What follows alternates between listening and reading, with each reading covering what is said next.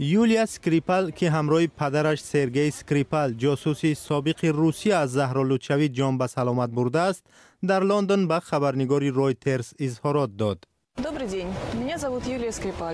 روز بخیر، من یولیا اسکریپال هستم. 3 مارس چون سالهای پیش برای دیداربینی پدرم به بریتانیا آمدم. بعد 20 روز بیهوشی فهمیدم که هر دوی ما را زهرآلود کردند. برای من تا به حال درک آن که نسبت ما چی سوی قصد شده است مشکل است. خوشبختانه ما زنده ماندیم. دوره شفایابی آهسته و خیلی دردناک می‌گذرد. آنی که در مورد ما گاز فلج کننده عصب استفاده شده است بسیار تکان دهنده است.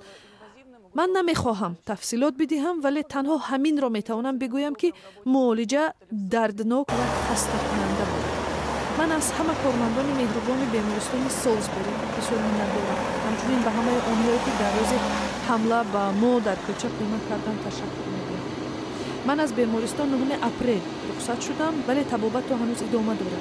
زندگی من کاملا تغییر یافت و حالا کوشش دارم با این دیگرگونی‌های جسمانی و روانی مطابق شوم، با همین روز زندگی کنم و برای کاملا به پا خستن پدرم کمک کنم.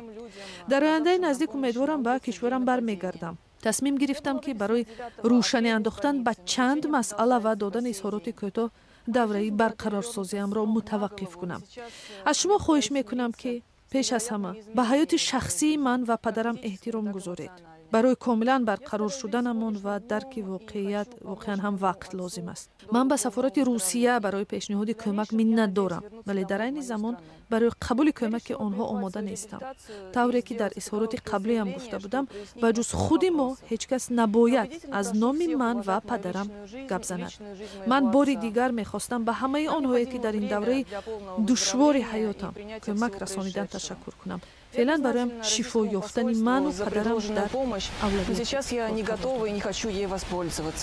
در هنوز سبب سوءقصد به جان یولیا و پدرش سرگئی اسکریپال ناروشن باقی میماند. روسیه دست داشتنش در این قضیه را رد میکند.